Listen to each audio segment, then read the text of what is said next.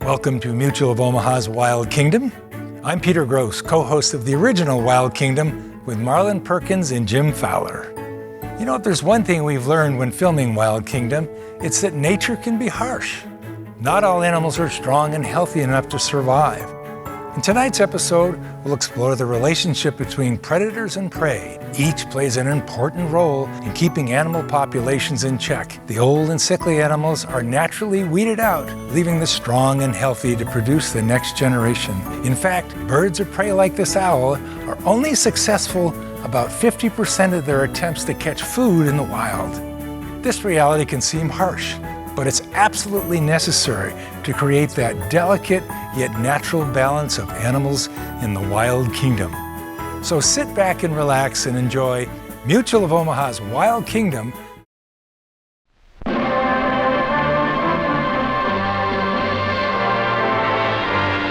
Mutual of Omaha's Wild Kingdom.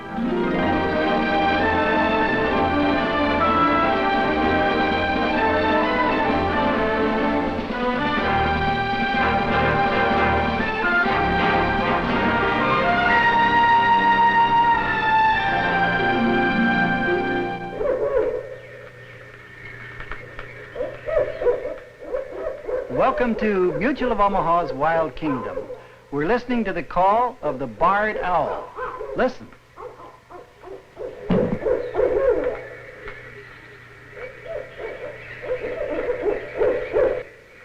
Pretty eerie sound, eh, Mr. Moak?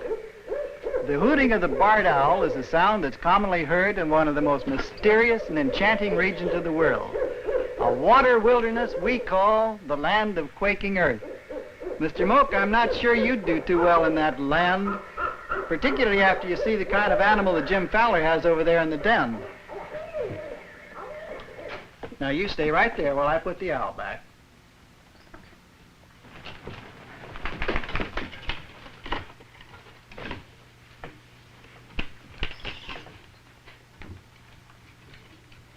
Okay, no fair grabbing now. Stay on my back. Whoop! No, Mr. Moak. You're a Peck's bad boy. I don't think you'd ever make a falconer.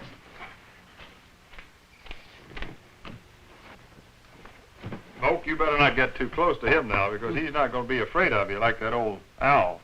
This is the largest freshwater turtle in North America. It's called the alligator snapping turtle, and he's one of the more dangerous animals that's found in this land of quaking earth.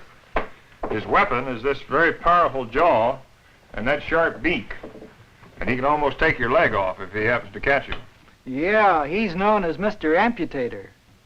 You may think this area we've been talking about is in some remote region of the world far removed from civilization, hidden in a tropical rainforest or in some inaccessible mountain region. But instead, it's found on the densely populated coastal plain of the eastern United States. Here in southeast Georgia, near the Florida border, nature has created a wild wonderland encompassing nearly 700 square miles of primitive swamp. The Indians called this land of quaking earth Okefenokee. Jim and I received an official welcome from Joe Morton, director of the Okefenokee National Wildlife Refuge. He told us of certain areas we should be sure to visit. Then he introduced us to Wildlife Officer Jewett Hall, who would guide us to those places. It's a matter of record that men have gone into the Okefenokee never to be seen again, and there are even legends of lost tribes. So we were mighty happy to be in the company of this man who carried a road map in his head. Passing through a hidden entrance, we moved into the intricate maze of narrow water trails that wind through the cavernous swamp. The dark waters reflect towering stands of age-old cypress decked in Spanish moss. Blankets of water lilies lie on the surface, and the edges are fringed with iris, ferns, canes, and grasses. It's a fairyland jungle, a place of rare beauty and quiet mystery. This is one of the last great strongholds of the alligator. Here he is the king of beasts, fearing no animal and feared by nearly all. A gray fox is asking for trouble when he enters these waters. and trouble is never far away.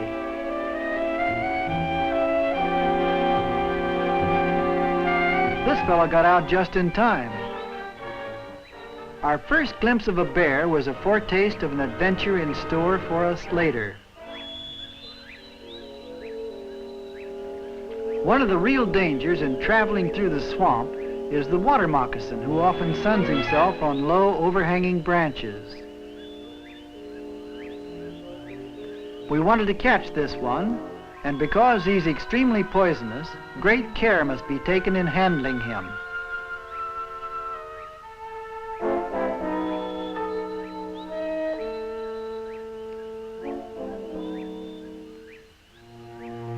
Opening his mouth reveals his deadly fangs, hinged to his upper jaw, and show the distinctive white lining that gives him his common name, cottonmouth. With its brownish color and dark crossbands, the cottonmouth closely resembles the common water snake, which is harmless. But unless you really know your snakes, I'd recommend you don't take any chances. Traveling through the Okefenokee, just when you've accustomed yourself to the jungle darkness, you round a bend and find yourself in another world, a world of wide open marshland. Although these grassy areas are called prairies, they're mighty wet prairies. Water flows across at a depth of from 1 to 4 feet, except where the bottom rises here and there to form islands, known as houses or hammocks. Across the prairies, standing out in sharp contrast against the dark forest, are the magnificent winged fishermen of the swamp. Here in safety, the American egret can display the regal plumage for which he was once hunted so savagely.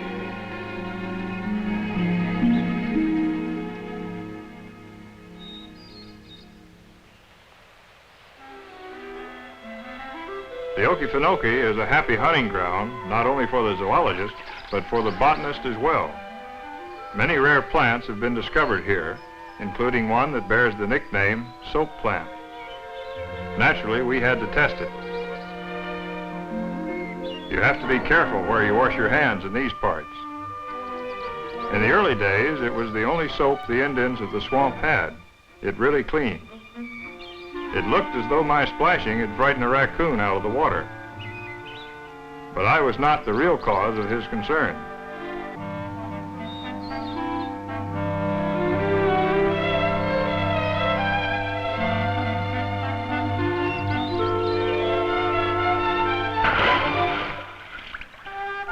As a result of all this commotion, a big bull gator suddenly started to bellow, asserting his claim over his territory, and he was answered all across the swamp.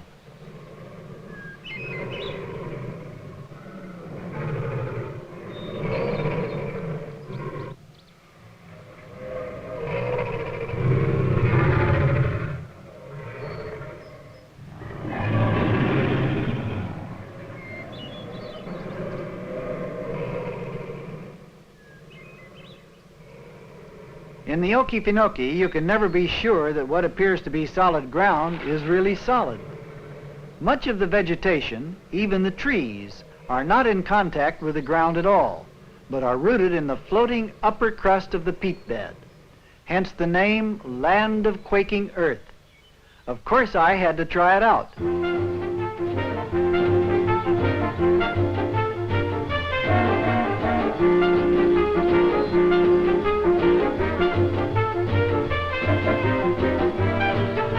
I had to try it too, and I soon found out why the long pole is standard equipment here for pedestrians.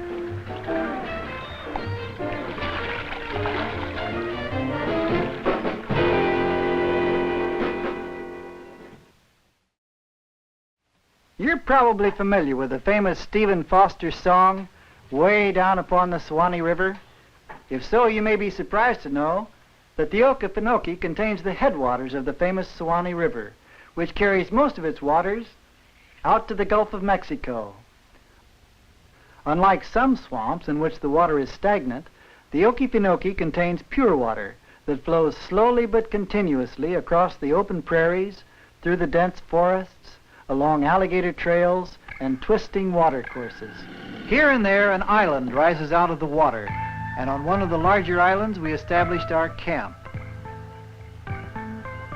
With us here was swamper Johnny Hickok, chief guide of Okefenokee Swamp Park.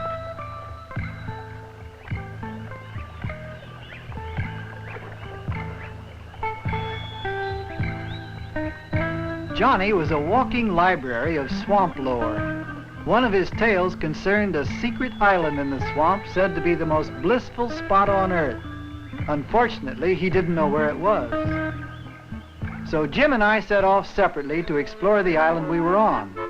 I stopped at a quiet inlet and before long spotted a fox squirrel named for his bushy, fox-like tail. This is the largest tree squirrel in the United States. He must be pretty hungry because this is the first time I ever saw a fox squirrel eat a lily pad. Next I saw a family of mallard ducks. Now ducks and a squirrel pose no problem in peaceful coexistence. But when a bobcat enters the scene, that's different.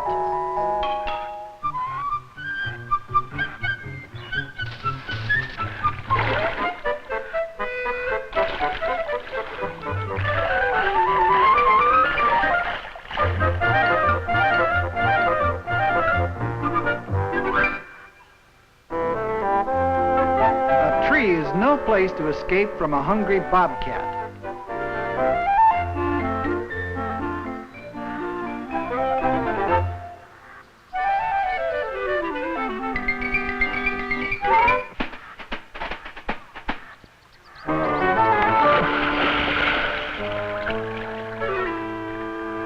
But the water has its problems too.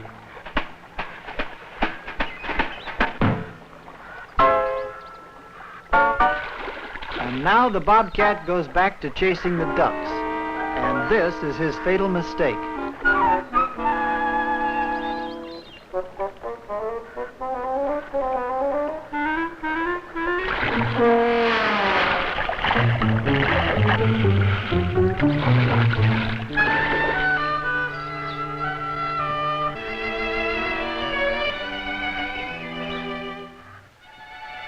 On the other end of the island, I found a paradise for birds, a rookery alive with cattle egrets, American egrets, and little blue herons. Swamps are favorite haunts of such wading birds. They're all spearfishers, hunting in the shallow waters and returning to the nests in the rookeries. I was able to move right up on 2 American egrets.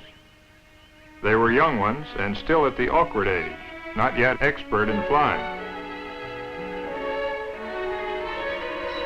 On close examination, I could see that they would soon leave the nest. While they're still young, this is an ideal sanctuary. They can stay beyond the reach of predators by perching in the bushes, using their wings as well as their legs to move about and spread their weight. Besides, I can testify from personal experience that it's mighty difficult for any predator to get in through that brush, water, and mud. Few people came calling at our camp in the swamp, so we were anticipating excitement as we stood by to greet Warden Johnston of the Georgia Game and Fish Commission. When he explained his mission, we were all eager to join forces with him. The problem was a bear that had taken to living near the edge of the swamp, quite close to a town, too close for the safety of the townspeople or the bear. If he left the refuge, he was liable to be shot. Johnstone had located the bear. Our assignment now was to help capture him and relocate the bear far back inside the swamp.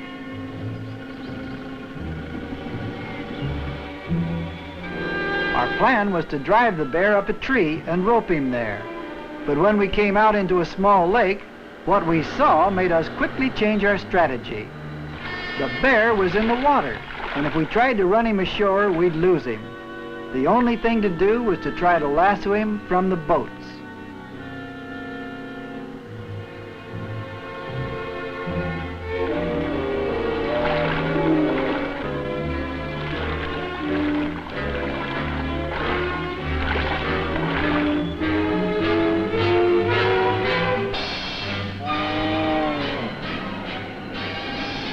When there's only one rope on a bear, you don't have him, he's got you. So to control him, I had to put a second rope on him.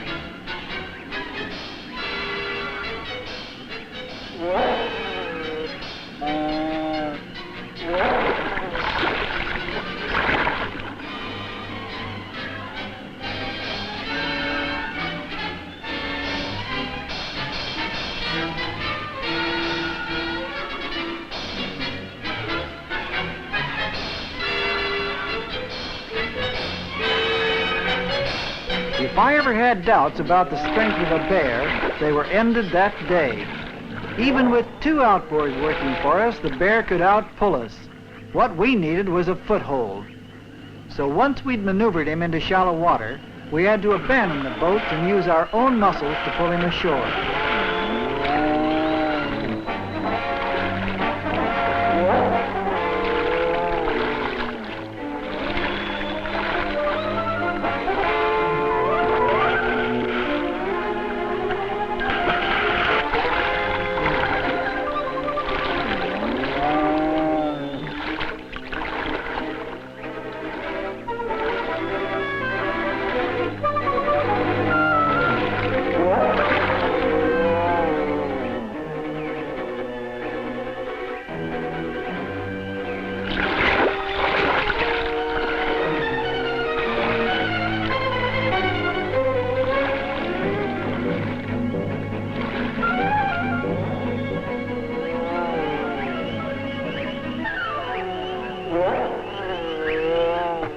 There must be a better way of catching a bear than in the water like that.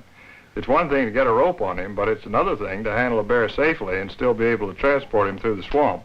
That's right. Warden Johnston had already deposited a bear cage in the general area. It didn't take long for him and Johnny Hickok to go and get it, but it seemed long to those of us who were left holding the bear. We estimated the weight of this male bear to be about 350 pounds, and that he was about 3 years old. It was all we could do to hold the bear near the cage. Finally, he decided it was safer inside than out.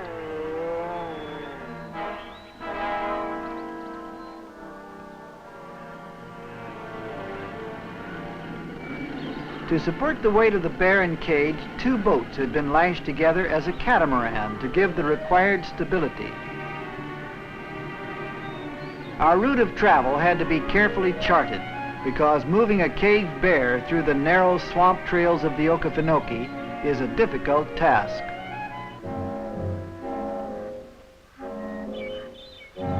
Building up the bear population is one of the long-range conservation goals of the U.S. Fish and Wildlife Service.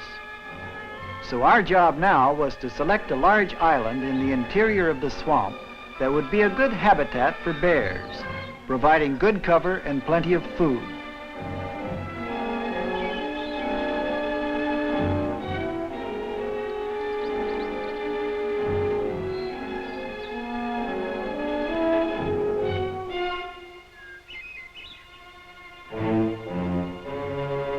After much searching, we found a suitable island, but at first the bear was cautious about entering his new home.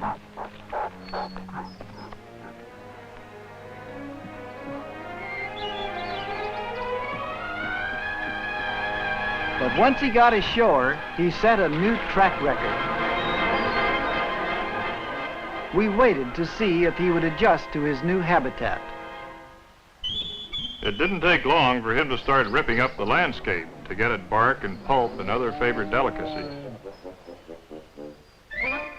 Following the bear, we covered a good part of the island. He had several encounters with other animals that already lived there. The first one he met was a young red-shouldered hawk who had just learned to fly.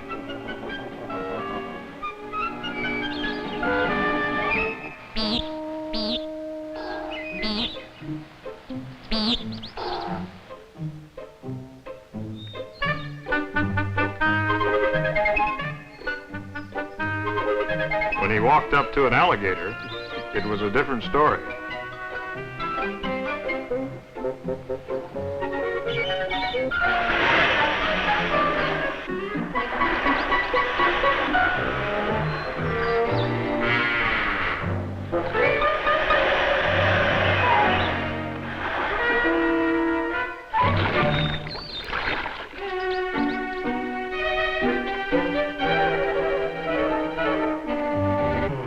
animals in the swamp have to know how to take care of themselves.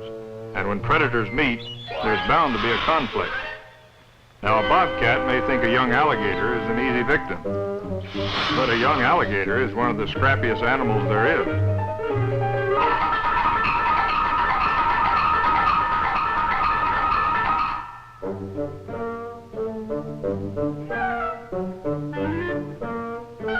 Another real fighter is the snapping turtle.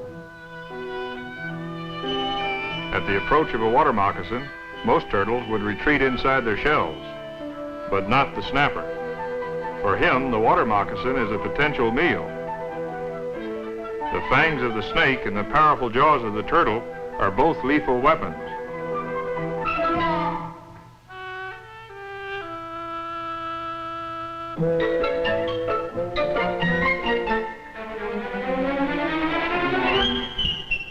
The snake strikes a vital spot, and they're locked in a grip of death.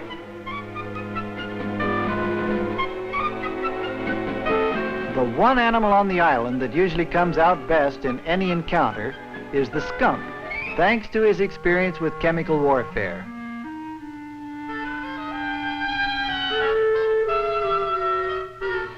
He doesn't need to back up from anyone, as our bear soon found out.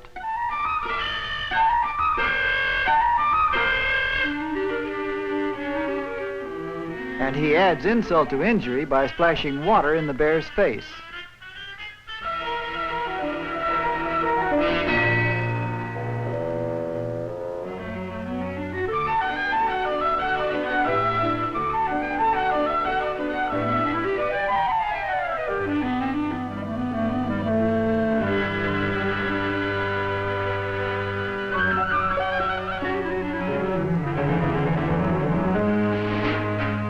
The encounter with the skunk didn't affect the bear's sense of smell, because it wasn't long until he'd found a tree filled with honey.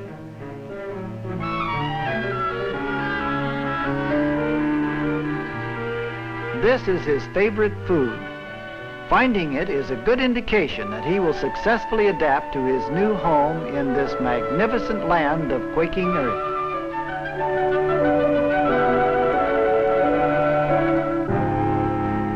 Jim, you know the bear will have a much better existence on that island than he had where we caught him, whether he knows it or not. Yes, he should have all he needs to survive there. Plenty of food, good shelter, and good protection. Millions of years ago, prehistoric seas receded from the continent of North America, leaving a vast lake. Seasons came and went, and decaying vegetation gradually filled the lake, forming a rich muck in which plant life thrived and animals found homes. Thus, nature worked for countless centuries to create this unique natural sanctuary, which the red man described as the land of quaking earth. And today, this fabulous plot of primitive America is held in trust to be forever a part of the wild kingdom.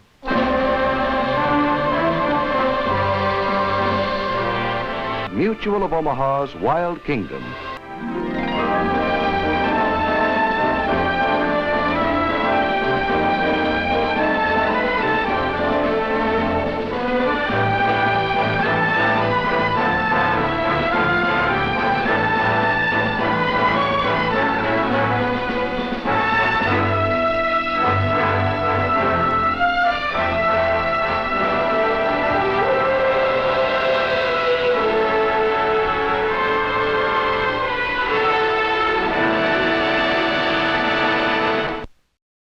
Like what you saw? Follow us on Facebook, Instagram, and YouTube for more exclusive content. And visit our website at wildkingdom.com.